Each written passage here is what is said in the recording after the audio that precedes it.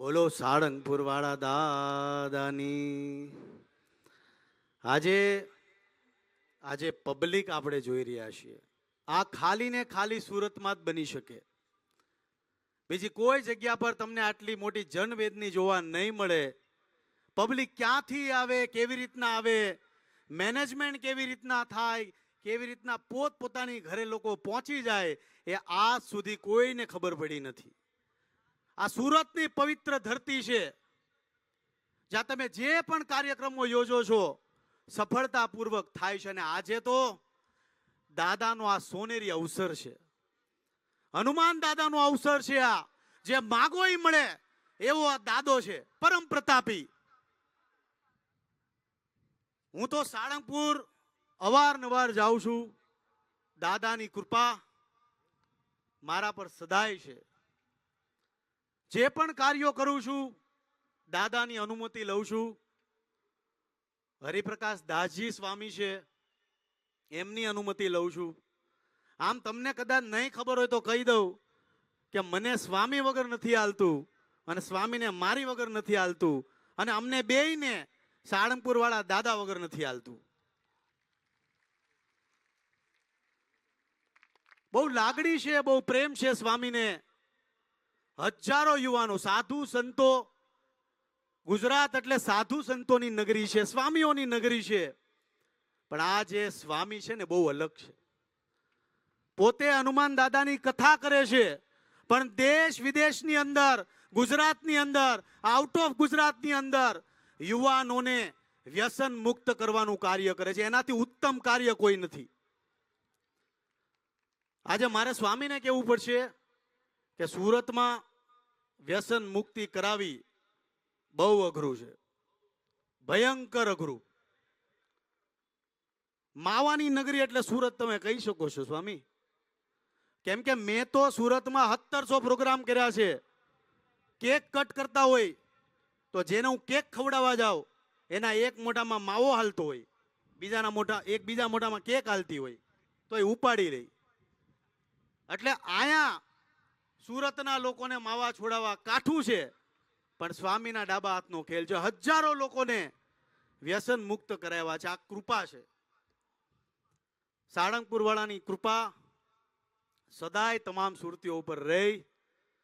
આજે જેટલી પણ માતા અને બહેનો આવી છે, હનુમાન દાદા લાગણીશીલ હતા. એટલે આજે કહેવાનું મન થાય છે કે તમે તમારા છોકરાઓને, તમારી દીકરીઓને વકીલ, એન્જિનિયર, ડોક્ટર નહીં બનાવો તો હાલ છે, પણ તમારા બાળકોને લાગણીશીલ જરૂરથી બનાવજો. કેમ કે આપણે જોઈ કે આ મોબાઈલ, આધુનિક યુગે, ગેમુએ છોકરાને લાગણીશીલ ઓછા, પ્રેક્ટિકલ વધારે બનાવી દીધા છે. આપણે જોતા હોય આજકાલની જે આજે નાની છોકરાઓની જનરેશન હાલતા ચાલતા કૂતરાને પાટા મારતા જાય, ગાયોને બે ઢીકા મારી દે, ખોટીયો રસ્તો મળે એની પૂંછડી ખેંચી લે. આ નાના છોકરાઓ આવા છે. એટલે તમામ જેટલી બહેનો છે, તમામ બહેનોને કહીશ કે સવારે તમારો દીકરો દીકરી ઘરની બહાર નીકળે છે, સોસાયટીની બહાર નીકળે છે, પોતાની બિલ્ડિંગની બહાર નીકળે છે, તો એને રોટલો, રોટલી, બિસ્કિટ, દૂધ આપી દેવાનું.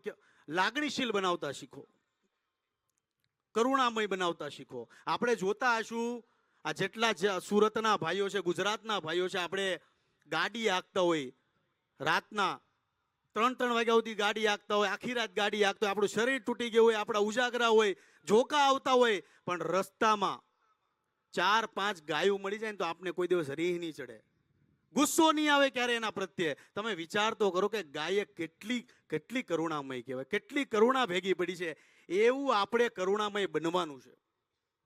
કરુણામય બનતા શીખો.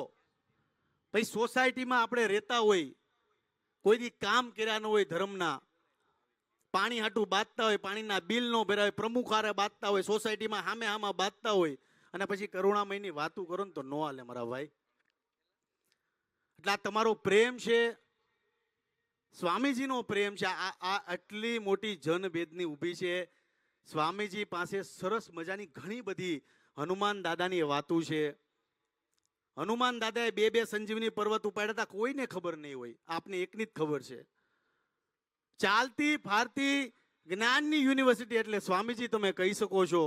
હું જ્યારે આવું છું, હમણાં સ્વામીજી 7 તારીખે અમેરિકા જાય છે. હનુમાન દાદાની કૃપાથી હું હોતન 7 તારીખે અમેરિકા જાઉં છું. બે ન્યાય ભેગા થાવું. પણ આ પ્રેમ છે, આ સપોર્ટ છે.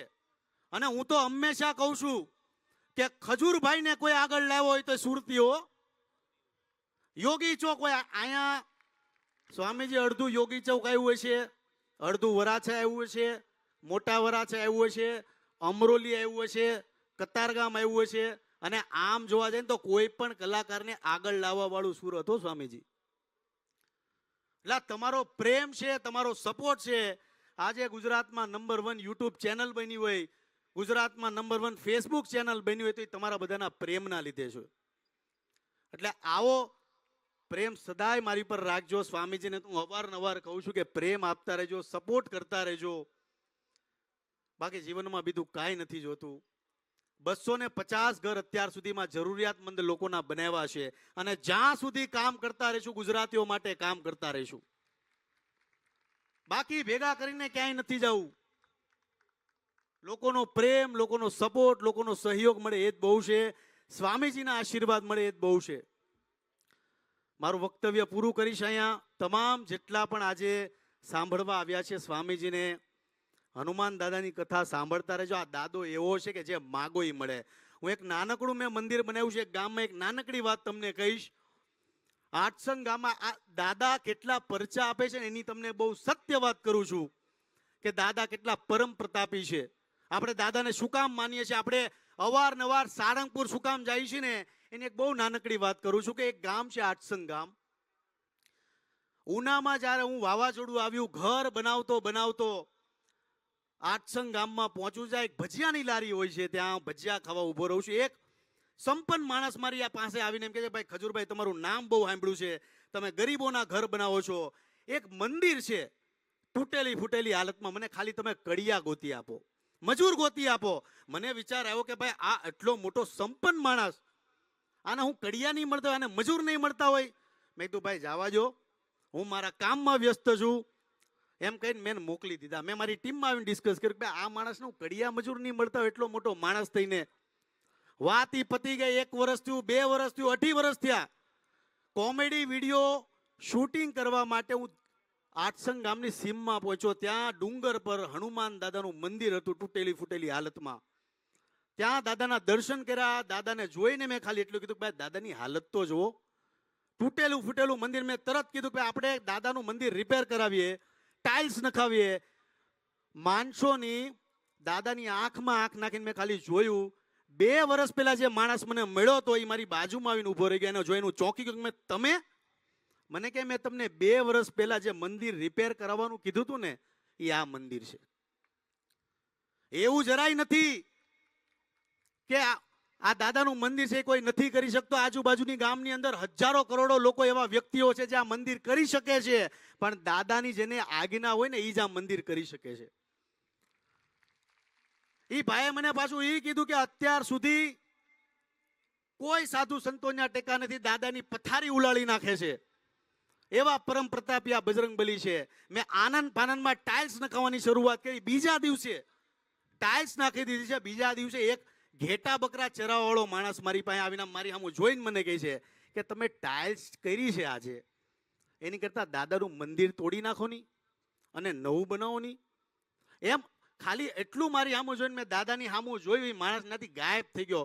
દૂરથી આગો જઈને મારી આમ એવી આંખમાં નજર નાખીને જોયું એને, જાણે એમ કીધું કે ભાઈ હનુમાન દાદા મને કેમ સંકેત આપ્યો કે તારે બનાવવાનું છે.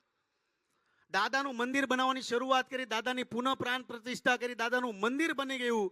પણ આ એક શોર્ટ વાતમાં એટલું જ તમને કહીશ કે તમે બધા અહીંયા આવ્યા નથી, દાદા તમને અહીંયા લાવ્યા છે. અને હું આ સ્વામીજીને હનુમાન દાદાનો અવતાર જ કહીશ, કેમ કે દાદા જે ધારે નહીં કરાવે છે. ગમે એનું કામ નથી દાદા પાસે ટકવું. એટલે તમામ ગુજરાતીઓને કહું છું કે દાદાની ઉપર જેટલી શ્રદ્ધા રાખશો, જેટલો પ્રેમ રાખશો, આપણે બધા એટલા ઉતાવળા છીએ કે મિનિટે મિનિટે ભગવાન ફેરવી નાખી, 1 સેકન્ડમાં કલાકાર ફેરવી નાખી. આજે આ કલાકાર તો કાલે બીજો કલાકાર. વિશ્વાસ રાખતા શીખો ને. દાદો એવો દાદો છે ને કે જે માગો એ મળે. એટલે હનુમાન દાદા પ્રત્યે કોઈની શ્રદ્ધા તોડતા નહીં. આ હું છાતી ઠોકીને ગેરંટી મારીને કહું છું કે એવો કોઈ તમારું કામ નહીં હોય, જે તમારા એવા કોઈ સંકટો નહીં હોય જે દાદા નહીં હરે. બસ દાદા ઉપર શ્રદ્ધા રાખજો. જય માતાજી, જય શ્રી કૃષ્ણ, જય બજરંગબલી.